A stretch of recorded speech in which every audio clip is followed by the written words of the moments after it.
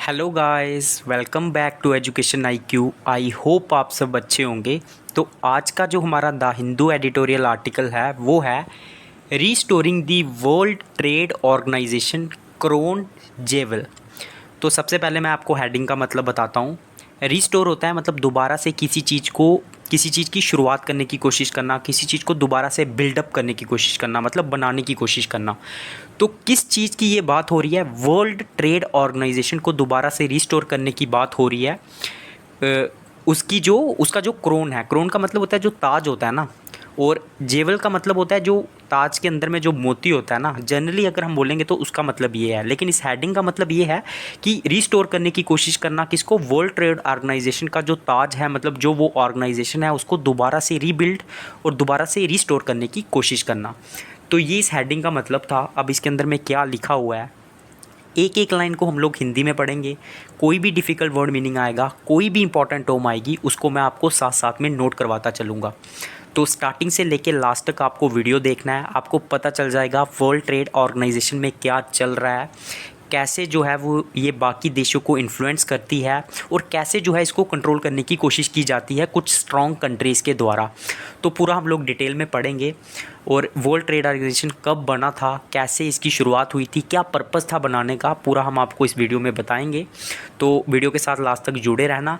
एक बार मेरे से पढ़ने के बाद इसको खुद से एक बार रीड करना। इसका जो PDF है वो आपको टेलीग्राम पे मिल जाएगा, और टेलीग्राम लिंक जो है ना मैं आपको कमेंट बॉक्स में दे दूंगा, उसको आप लोग सब्सक्राइब कर लेना। वहाँ पे आपको डेली PDF मिल जाएगा, और मेरा वीडियो जो है ना वो डेली रात को अपलोड होता है। कई बार लेट हो जाता है अपलोड करने में, तो जैसे ही अपलोड होगा तुरंत आपको टेलीग्राम पे उसका लिंक मिल जाएगा। तो आप लोग इसीलिए टेलीग्राम को सब्सक्राइब कर लेना। तो हम लोग स्टार्ट करते हैं आज का the Hindu editorial article without any time waste. तो क्या लिखा हुआ है? In June 2022, the member countries of World Trade Organization managed to hammer out a face-saving deal.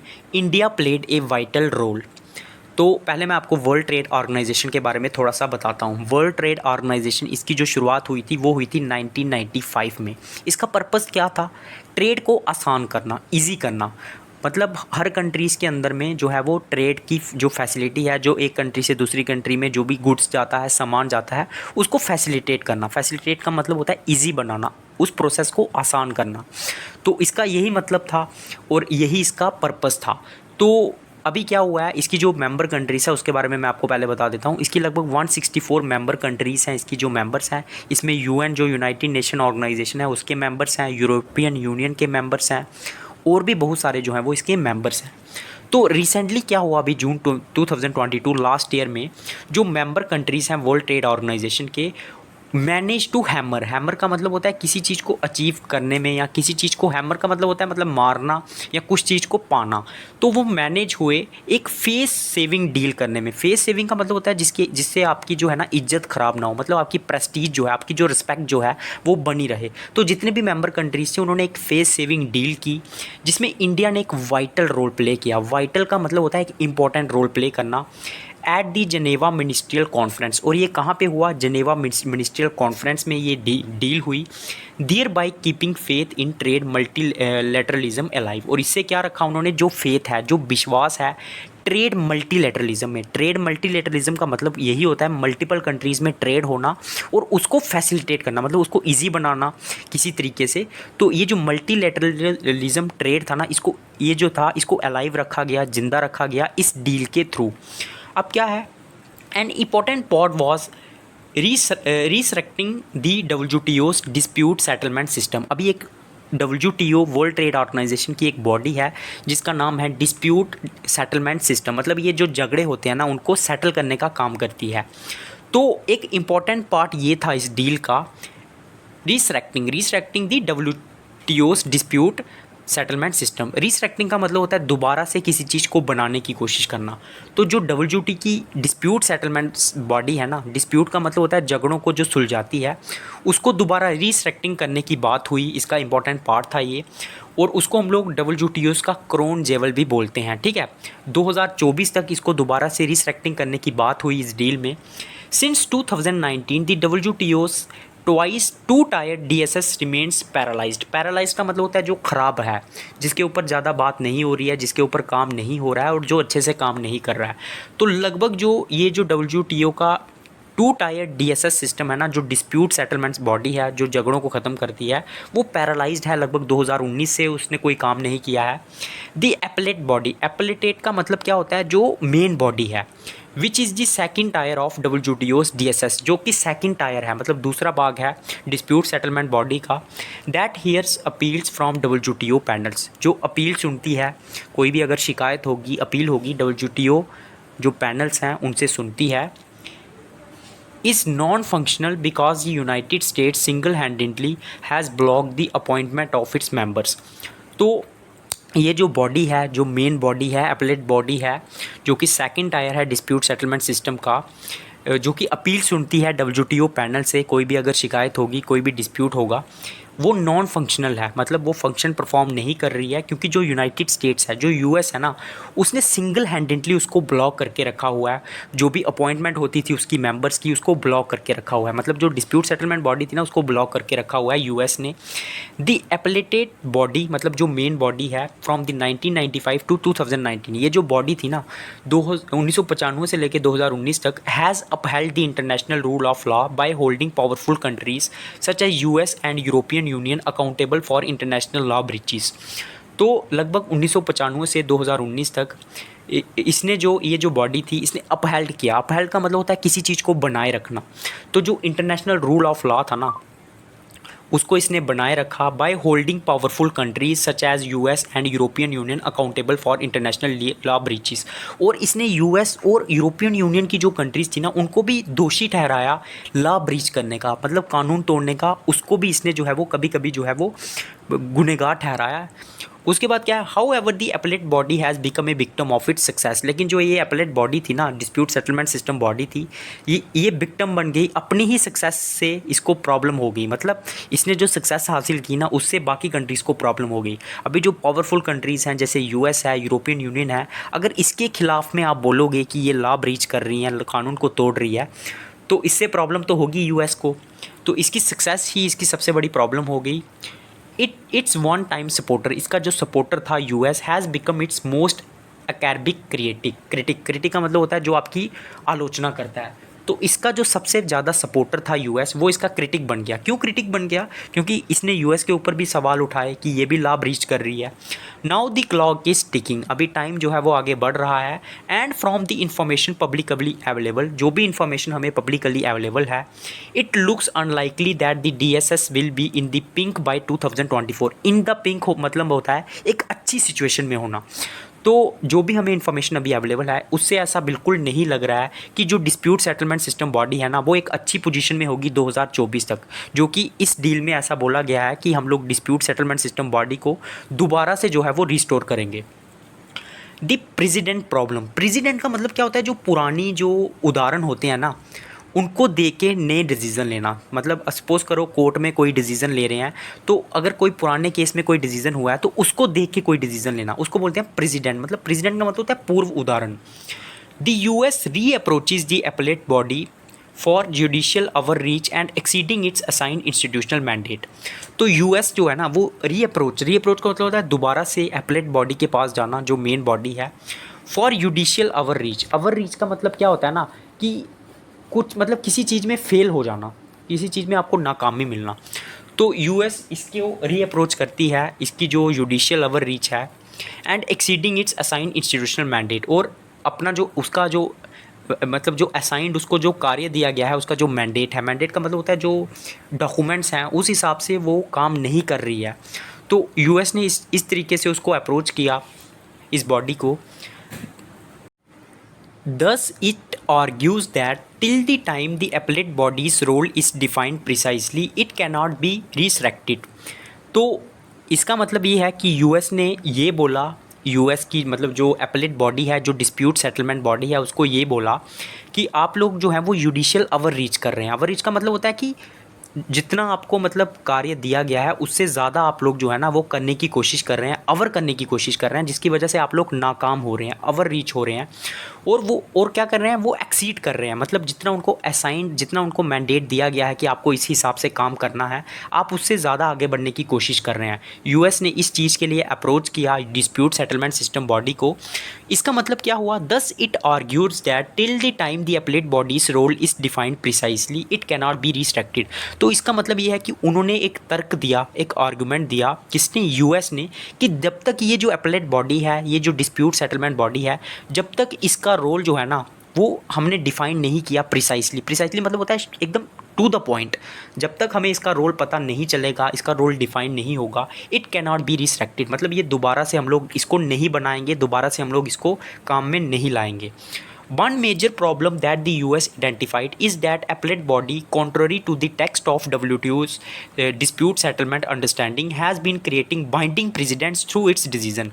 तो सबसे मेजर प्रॉब्लम क्या है ना, यूएस ने जो मतलब आइडेंटिफाई की है, पता की है, कि ये जो appellate बॉडी है ना, कॉन्ट्ररी का मतलब होता है opposite to the text of WTO's dispute settlement understanding, मतलब जो टेक्स्ट है, जो लिखा गया है कि डिस्प्यूट सेटलमेंट बॉडी को जिस तरीके से काम करना है, वो उसके कॉन्ट्ररी काम कर रही है। और binding precedents through its decision, binding precedents का मतलब क्या होता है, पूर्व उदाहरण दे रही है कि पिछली बार केस में ऐसा हुआ था, और पुराने उदाहरणों की वजह से आगे केस को चला रही है और उसी हिसाब से डिसीजन ले रही है।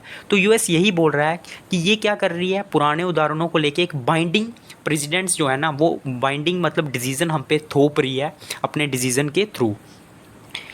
It is well established that there is no rule of stare decisis. Stare decisis का मतलब क्या होता है, that is no rule of precedent in international law, मतलब ऐसा कोई रूल नहीं है कि पीछे में कोई डिसीजन आया था, उसी हिसाब से उसी का रेफरेंस लेके आपको डिसीजन लेना है। इंटरनेशनल लॉ में ऐसा कोई भी रूल नहीं है। The WTO's DSU also makes this clear in article 3.2 by stating that the appellate body ruling can neither add not diminish. तो WTO का जो डिस्प्यूट सेटलमेंट सिस्टम है ना, उसने भी क्लियर किया हुआ है, उसके ही आर्टिकल में लिखा हुआ है कि जो अपलेट बॉडी की जो रूलिंग है ना, वो ना तो हम लोग उसको बढ़ा सकते हैं और ऐड कर सकते हैं कुछ उसमें, और ना ही उसको कम कर सकते हैं, डिमिनिश कर सकते हैं, और ना ही उसके जो राइट्स हैं, अधिकार हैं, और जो उसकी ऑब्लिगेशंस हैं, जो ड्यूटीज़ हैं WTO मेंबर कंट्रीज़ की, ना तो हम उसको कम कर सकते हैं, ना तो हम उसको बढ़ा सकते हैं। However, the same article also says, वही आर्टिकल ये भी कहता है, the dispute settlement system of the WTO is a central element in providing security and predictability to the multilateralism trading system। तो ये आर्टिकल ये भी कहता है कि जो डिस्प्यूट सेटलमेंट सिस्टम है ना, वर्ल्ड ट्रेड ऑर्गेनाइजेशन का, एक सेंट्रल एलिमेंट है, मतलब एक मेन पार्ट है सिक्योरिटी प्रोवाइड करने में, और प्रिडिक्टिबिलिटी मतलब क्या होने वाला है मल्टीलैटरल ट्रेडिंग सिस्टम में, ये इसका मेन इंपॉर्टेंट हिस्सा है। Thus, it is incumbent on the appellate body to ensure that there is consistency in the interpretation and application of WTO agreements without creating a binding precedent। तो ये मतलब incumbent का मतलब होता है डिपेंड होना, तो ये डिपेंड करता है और डिपेंड है appellate body पे टू एंश्योर, मतलब इस चीज़ की पुष्टि करना, एंश्योर करना, that there is consistency in the interpretation and application of WTO agreements, की एक कंसिस्टेंसी रहे, मतलब एक निरंतरता रहे, जो भी इंटरप्रिटेशन है, जिस तरह से हम लोग इंटरप्रेट कर रहे हैं, एक्सप्लेन कर रहे हैं, और जो भी एप्लीकेशन है, जो भी यूज़ है WTO एग्रीमेंट्स का, उसमें कंसिस्टेंसी रहे without creating a binding president, और उसमें हम लोग कोई बाइंडिंग मतलब ज़बरदस्ती किसी के ऊपर पुराना उदाहरण देके कोई चीज़ें ना थोपें, हम लोग जो प्रेजेंट सिचुएशन चल रही है उसी हिसाब से काम करें। This requires striking a fine balance, इसके लिए हमें एक फाइन बैलेंस की ज़रूरत है, precisely but the appellate body has tried to do. तो अगर हम लोग सीधे सीधे शब्दों में कहें तो अपलेट जो बॉडी है ना, वो ही इसी चीज़ को वो करना चाहती है। It has encourage the WTO panels to rely on previous interpretation especially where the issues are the same. तो इसने इनकरेज किया है जो भी WTO के जो पैनल्स रहते हैं, ठीक है, कि वो रिलाई करें जो प्रीवियस इंटरप्रिटेशन है, मतलब जिस हिसाब से प्रीवियस डिसीजन लिए गए हैं उसी हिसाब से हम लोग डिसीजन लें, जहाँ पे इशू सेम है। अगर इशू सेम है तो हम डिसीजन भी उसी हिसाब से लेंगे जैसे प्रीवियसली लिया था। Simultaneously, the appellate body has clarified that a departure can be made from the previous rulings and reasoning if there are cogent reason। cogent का मतलब होता है स्ट्रॉन्ग कारण, स्ट्रॉन्ग रीज़न। तो सिमिल्टेनियसली इसके साथ साथ appellate body ने ये भी क्लैरिफाई किया है that A departure can be made from the previous rulings. Departure का मतलब क्या होता है, मतलब हम लोग शुरुआत कर सकते हैं। डिपार्चर का मतलब होता है कहीं से डिपार्ट करना, निकलना, शुरुआत करना। तो हम लोग डिपार्चर कर सकते हैं जो भी प्रीवियस रूलिंग्स हुई हैं, प्रीवियस डिसीजन हुए हैं, वो भी जो भी प्रीवियस रीजनिंग दी गई हैं, अगर हमारे पास एक स्ट्रॉन्ग रीज़न है। The argument that this means that the appellate body is following a system of precedent in the sense that it is followed in the common law system is tantamount to boldly overstating the case as James Backus and Simon Lester argue। तो ये the argument that this means that, इसका मतलब ये है कि जो appellate body है ना, वो एक सिस्टम फॉलो कर रही है प्रेसिडेंट का, मतलब जो प्रीवियस डिसीजंस लिए गए हैं, जैसे कि कॉमन लॉ सिस्टम एक टेंटामाउंट है to grossly over stating the case, जैसा जेम्स बैकस और साइमन लेस्टर ने आर्ग्यू किया है। Moreover the appellate body is not only international court that follows its previous decision. हमें ये भी जानना होगा कि सिर्फ ये जो डिस्प्यूट सेटलमेंट सिस्टम है ना वर्ल्ड ट्रेड ऑर्गेनाइजेशन का, ये सिर्फ एक इकलौती बॉडी नहीं है जो अपने प्रीवियस डिसीजन को जो है वो देख के डिसीजन लेती है। Other international courts such as International Court of Justice and International Tribunal for the Law of the Sea also follow past decision। और भी ऐसे बहुत सारे कोर्ट हैं, जैसे इंटरनेशनल कोर्ट ऑफ जस्टिस हो गया, इंटरनेशनल ट्रिब्यूनल लॉ हो गया, जो भी अपने पास्ट डिसीजन है उनको फॉलो करते हैं, unless there are valid reason not to do so. जब तक उनके पास कोई वैलिड डिसीजन नहीं होगा कि हम लोग प्रीवियस डिसीजन फॉलो नहीं करेंगे, तब तक वो प्रीवियस डिसीजन जो है वो अपने फॉलो करते हैं। तो ऐसा नहीं है कि वर्ल्ड ट्रेड ऑर्गेनाइजेशन इकलौती ऐसी ऑर्गेनाइजेशन है जो अपने प्रीवियस डिसीजंस के हिसाब से काम करती है। At any rate, it has been proposed that the WTO member countries can adopt a statement that the appellate body rulings do not create precedents. However, it will not satisfy the US। मतलब किसी भी दर पे it has been proposed that the WTO member countries can adopt a statement that the appellate body rulings do not create precedents. मतलब कहीं भी ऐसा नहीं बोला गया है कि जो WTO मेंबर कंट्रीज़ हैं वो एक स्टेटमेंट को अडॉप्ट कर सकते हैं जो कि जो एपलेट बॉडी है, एपलेट बॉडी की जो रूलिंग्स हैं डू नॉट क्रिएट प्रेसिडेंट, कि वो पुराने उदाहरण ना ले। How ever it will not satisfy the US। लेकिन फिर भी जो है ना वो US जो है वो सेटिस्फाई नहीं हो रही है, US इससे सेटिस्फाई नहीं हो रही है। मतलब ऐसा कहीं भी लिखा नहीं हुआ है कि US जो ये जो वर्ल्ड ट्रेड ऑर्गेनाइजेशन है या फिर जो उसके मेंबर्स हैं वो ऐसा बोल रहे हैं कि आप लोग प्रीवियस डिसीजन को देख के डिसीजन नहीं ले सकते, लेकिन फिर भी US को प्रॉब्लम हो रही है। ये D judicial of trade multilateralism. तो ये डी जुडिशियल का मतलब होता है इलीगल किसी तरीके से काम होना, और किसका, ट्रेड मल्टीलेटरलिज्म का। मल्टीलेटरलिज्म जिसमें मल्टीपल कंट्रीज ट्रेड करती हैं एक दूसरे के साथ। The larger game plan of the US seems to be de judicial of trade multilateralism as we know it. तो जो सबसे बड़ा गेम प्लान है ना US का, वो ये है कि इसको जुडिशियल मतलब इलीगल करना ट्रेड मल्टीलेटरलिज्म को, मतलब मल्टीपल कंट्रीज़ में जो ट्रेड होता है, हमें ऐसा देख के मतलब हमें ऐसा ही लग रहा है। The WTO was created in a world that was resplendent with the new liberal consensus. जो WTO जब क्रिएट हुआ था वो एक ऐसे वर्ल्ड में 1995 में क्रिएट हुआ था, दैट वॉज रेस्प्लीडेंट। रेस्प्लीडेंट का मतलब होता है एकदम चमकदार, जो कि एकदम चमकदार था, वो चमक रहा था न्यू लिबरल कंसेंसस के साथ। न्यू लिबरल मतलब जो फ्री ट्रेड एग्रीमेंट की बात करते थे, ट्रेड को इजी करने की बात करते थे उस टाइम पे कंट्रीज़, और उस टाइम पे इस चीज़ की कंसेंसस बनी हुई थी, मतलब सहमति बनी हुई थी, जो कि कोल्ड वार के बाद जो है वो शुरू हुई थी और कम्युनिज्म के ख़त्म होने के बाद हुई थी, ठीक है। Ernst Ulrich Pattersman, an international economic lawyer, argued that in a neoliberal economic system, the invisible hand of market competition should be complemented by visible hand of the law। तो इन्होंने कहा था उल्ड्रिच ने कि एक इंटरनेशनल इकोनॉमिक लॉयर थे ये, इन्होंने ये कहा था कि न्यू लिबरल इकोनॉमिक सिस्टम में जहाँ पे मल्टीपल कंट्रीज़ जो हैं वो ट्रेड को ईजी करना चाहती हैं, जो इनविजिबल हैंड है ना मार्केट कंपटीशन का, उसको एक लॉ की ज़रूरत है, एक विजिबल हैंड की ज़रूरत है। The WTO become the visible hand. और वो WTO जो है ना, ये जो वर्ल्ड ट्रेड ऑर्गेनाइजेशन है, एक विजिबल हैंड है लॉ का, जो कि रेगुलेट करता है, जो कि लॉ बनाता है ट्रेड के related. This period saw not only the legalisation of international relation, states accepting precise international law standards to judge their behavior and delegating this power to judge international court, but it is also utilization the expansion of international court and tribunal dominate decision making in place of national actors। तो ये एक ऐसा time था जिस time पे legalisation हुआ international relation का, जो कंट्रीज़ थी उन्होंने एक्सेप्ट किया इंटरनेशनल लॉ के जो स्टैंडर्ड्स थे ताकि वो जज कर सके अपना बिहेवियर, और and delegating this power to जज, और उन्होंने जज को पावर दी इंटरनेशनल कोर्ट में, but also its judicial the expansion of international court, इसने एक्सपेंशन भी किया इंटरनेशनल कोर्ट्स का, ट्रिब्यूनल्स का, जो कि डिसीजन मेकिंग प्लेस है। This arguably erodes the sovereignty of nation as they lose control over critical decision making.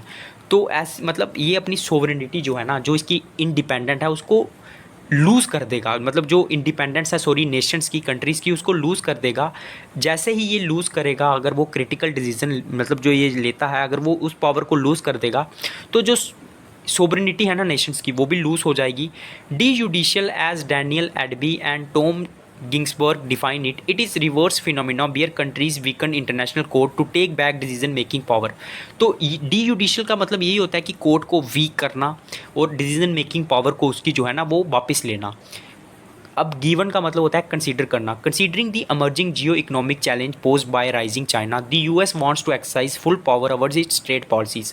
तो जो भी जियो इकोनॉमिक चैलेंजेस है उसको देखते हुए, जो कि चाइना ने भी जो है वो डाले हुए हैं, यूएस चाहता है ना वो एक फुल पावर चाहता है ट्रेड पॉलिसीज़ के ऊपर, throwing of the shackles of appellate bodies judicial review. और जो भी शैकल्स है ना, जो भी मतलब जो पावर है एपलेट बॉडी की, शैकल्स का मतलब होता है हथकड़ियाँ, शैकल का मतलब होता है जो हथकड़ी लगाते हैं ना उसको, और वो जो हथकड़ियाँ हैं ना, जो एपलेट बॉडी जो है वो लगाए हुए हैं बाकी कंट्रीज़ के ऊपर, उसको वो जो है ना वो एकदम तोड़ना चाहती है, उसको थ्रो ऑफ करना चाहती है, फेंकना चाहती है। तो मतलब लगभग ये है कि वर्ल्ड ट्रेड ऑर्गेनाइजेशन को यूएस जो है ना उसकी जो एपलेट बॉडी है जो डिस्प्यूट सेटलमेंट करती है उसको ख़त्म करना चाहती है। This is judicial should not be confuse with exerting political oversight over the appellate body to improve its working. तो इसको हमें ना ये जो डी जुडिशियल करना चाहती है यूएस, इसको हमें कंफ्यूज नहीं करना चाहिए, जो कि पॉलिटिकल ओवरसाइट है over the appellate body to improve its working. तो इसे हमें उसके साथ मिक्स नहीं करना चाहिए, जो भी काम हो रहा है उसकी वर्किंग को इम्प्रूव करने के लिए। While Washington has identified multiple problems with the DSS, हालांकि जो यूएस है ना, जो वाशिंगटन है, उसने बहुत सारी प्रॉब्लम्स को आइडेंटिफाई किया हुआ है जो कि डिस्प्यूट सेटलमेंट सिस्टम के साथ है। It has seldom often constructive suggestions, लेकिन इसने कभी कभी जो है ना कुछ सजेशंस भी जो है वो दी हुई है। सेल्डम का मतलब होता है कभी कभी। अब हम लोग बात करेंगे वोटिंग की। It is a fool errand to negotiate with the US to put the appellate body back on track, मतलब ये एक बेवकूफ़ी का काम होगा कि अगर हम लोग नेगोशिएट करेंगे, बातचीत करेंगे यूएस के साथ कि हम लोग इस डिस्प्यूट सेटलमेंट्स बॉडी को वापस ट्रैक पे लाएं। One option that other countries have, as Henry Gao argues, is to elect the appellate body members by resorting to voting at the डब्ल्यूटीओ's जनरल काउंसिल मीटिंग। तो एक ऑप्शन हमें और दिया हुआ है हेनरी ने कि हम लोग जो भी मेंबर्स हैं डब्ल्यूटीओ के, हम लोग वोटिंग के थ्रू इसके मेंबर्स को सिलेक्ट कर सकते हैं डिस्प्यूट सेटलमेंट बॉडी के, जो भी जनरल काउंसिल मीटिंग होगी डब्ल्यूटीओ की। But this will antagonise the US, antagonise का मतलब होता है नाराज़ करना, तो इससे जो है ना यूएस जो है वो नाराज़ हो सकता है। Are countries willing to go down that road, क्या जो भी कंट्रीज़ हैं वो ऐसे रोड पे जाना चाहती हैं, ऐसा काम करना चाहती हैं यूएस के खिलाफ होके, ये देखने वाली बात होगी। तो ये था आज का द हिंदू एडिटोरियल आर्टिकल। एक एक लाइन को मैंने आपको पढ़ा दिया है, आर्टिकल कोई टफ नहीं था, बस आपको इसको खुद से एक बार रीड करना है। पीडीएफ आपको टेलीग्राम पे मिल जाएगा, वीडियो लिंक आपको डेली टेलीग्राम पे मिल जाएगा। जिस बच्चे ने पूरा वीडियो देखा है, सबसे पहले लाइक करना, कमेंट करना, वीडियो आपको कैसा लगा, क्या आपको और इम्प्रूवमेंट चाहिए, तो प्लीज़ आप कमेंट बॉक्स में अपने व्यूज़ जो हैं वो शेयर करें, और ज़्यादा से ज़्यादा वीडियो को शेयर करें ताकि ज़्यादा से ज़्यादा बच्चे मेरे साथ जुड़ सकें, मुझे मोटिवेशन मिले और मैं आपके लिए लगातार ऐसे वीडियोज़ जो हैं वो लेते आऊँ। डेली मेरा वीडियो आता है, मंडे टू संडे डेली मेरा वीडियो आता है, रात को अपलोड होता है। जैसे ही अपलोड होता है मैं टेलीग्राम पे लिंक भेज देता हूँ, पीडीएफ भेज देता हूँ, ताकि जिन बच्चों को भी द हिंदू एडिटोरियल पढ़ने में दिक्कत होती है वो 2-3 महीने मेरे साथ जुड़ें। मैं आपको गारंटी देता हूँ, आप खुद से जो है आपका वोकैब अच्छा हो जाएगा अगर आप अच्छे से पढ़ोगे। बस आपको करना ये है, एक बार आपको मेरे से समझना है, उसके बाद इसको खुद से 1-2 बार रीड करना है, आपको 100% समझ में आ जाएगा। तो जुड़े रहिए, सपोर्ट कीजिए। जय हिंद।